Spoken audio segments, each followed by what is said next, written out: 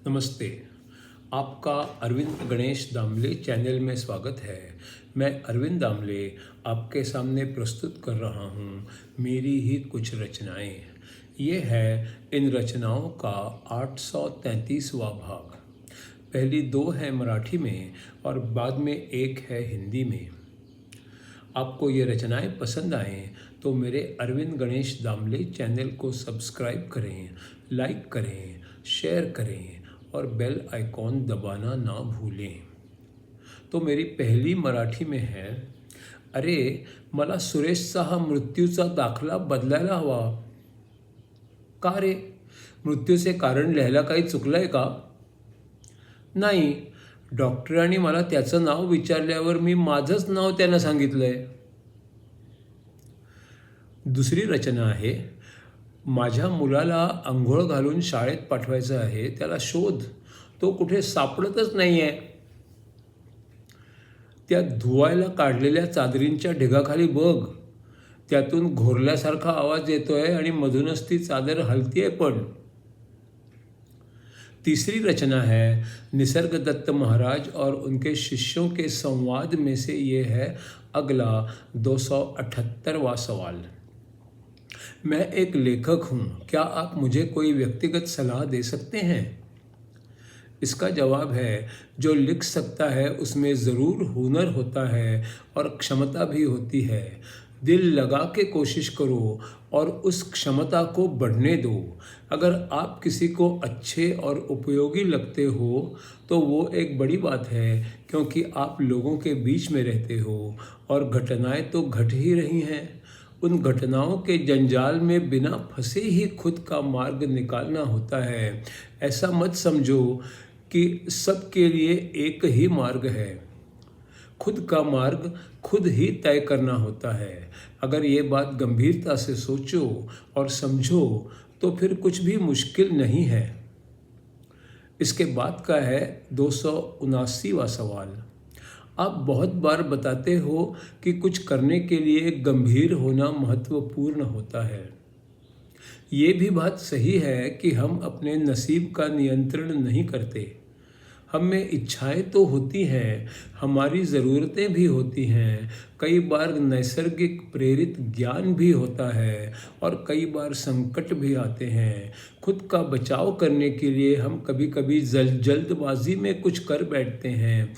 कभी हम में शक्ति बढ़ जाती है और कभी विरोधी शक्ति भी बढ़ती नज़र आती है।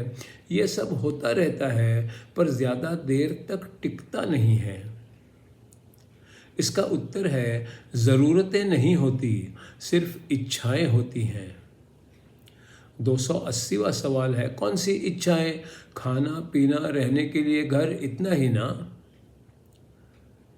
इसका जवाब है, जीने की इच्छा मूल इच्छा है, बाकी सब ज़रूरतें उसी पर निर्भर करती हैं।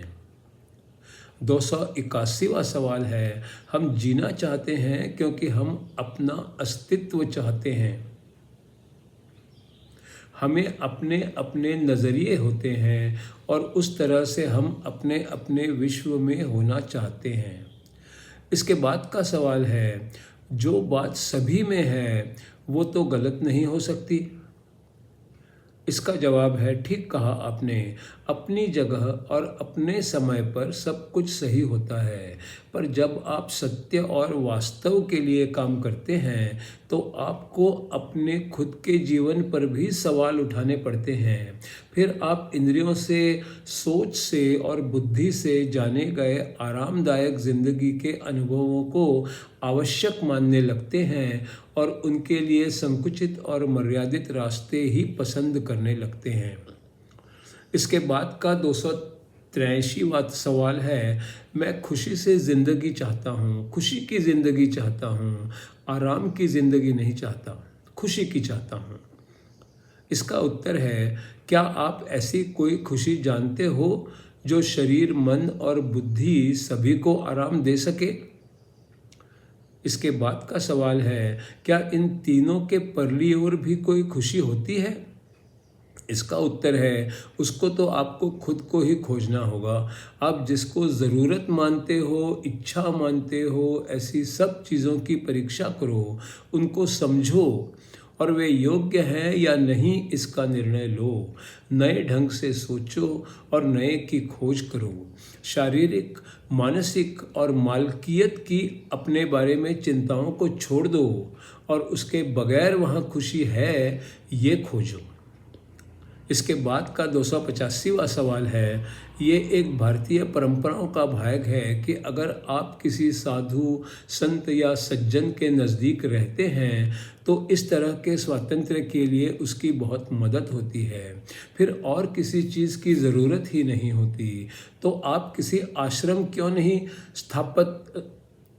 स्थापन कर लेते ताकि लोग आपके सन्निहित रह सकें। इसका उत्तर है, मैं जब भी किसी आश्रम की स्थापना करूंगा तब मैं आपका गुलाम बन जाऊंगा। सच तो ये है कि मैं आज भी सभी के लिए हूँ और सभी से मिल सकता हूँ। संस्था बनाने से सबके लिए एक जैसा खाना बनाना होगा, एक जैसा रहने का इंतज़ाम होगा। ये बात बहुतों को पसंद नहीं होती क्योंकि लोगों को अलग अलग चीज़ें पसंद होती हैं। सत्संग करने का मतलब ये तो नहीं होता कि उन्हें सांस से एक ही हवा लेनी चाहिए। सत्संग का मतलब इतना ही है कि कोई गुरु का स्मरण करे, उस पर विश्वास करे, उसके कहने के अनुसार अपना जीवन बिताए। गुरु की इच्छा तो होती है आपका भला हो और उन इच्छाओं को ज़ाया नहीं होना चाहिए। आप गुरु को अपने हृदय में रखें और उसकी आज्ञा के अनुसार कर्म करें। शरीर से निकट होना भी महत्वपूर्ण है और नहीं भी है। मन से और हृदय से निकट होना चाहिए। गुरु के प्रति निष्ठा और प्रेम में सारी जिंदगी बता दो, यही तो सच्चा सत्संग है और गुरु के साथ रहना भी तो यही है। इसके बाद का 286वां सवाल है, मैं एक स्वीडन का नागरिक हूँ। मैं मेक्सिको और अमेरिका में हठयोग सिखाता हूँ। इसका उत्तर है, आपने हठयोग कहाँ से सीखा? इसका जवाब उस स्वीडिश नागरिक ने दिया, मेरे गुरु अमेरिका में ही हैं और वे एक भारतीय स्वामी जी हैं। इसका आपने हठयोग सीखा भी क्यों? मेरा स्वास्थ्य सुधारने के लिए और वो सिखाने पर होने वाली आमदनी के लिए। इसका उत्तर है, ये बुरा तो नहीं है, पर क्या आप हठयोग से इतना ही चाहते हो, स्वास्थ्य और आमदनी? मैं अपने अंदर सब कुछ समतोल होना चाहता हूँ। ईसाई धर्म में कई बातों में क्रूरता अनुभव आती है और धर्म के नाम पर कई बार घृणा युक्त बातें भी की जाती हैं। कुछ काल के लिए मैंने धर्म ही छोड़ दिया था, बाद में योग ने मुझे आकर्षित कर लिया। तो फिर उससे आपको क्या मिला? मैंने योग के बारे में, उसकी विचारधारा के बारे में पढ़ा है और उसकी मदद मुझे ज़रूर हुई है। उससे आपको मदद कैसे हो गई? मेरा स्वास्थ्य अच्छा रहने लगा है और मैं अपने खुद में ऊर्जा महसूस करता हूँ। निस्संदेह ही आपका स्वास्थ्य अच्छा हो गया है और आपको अच्छा भी लग रहा है, पर आपने योग से केवल इतनी ही अपेक्षा की थी?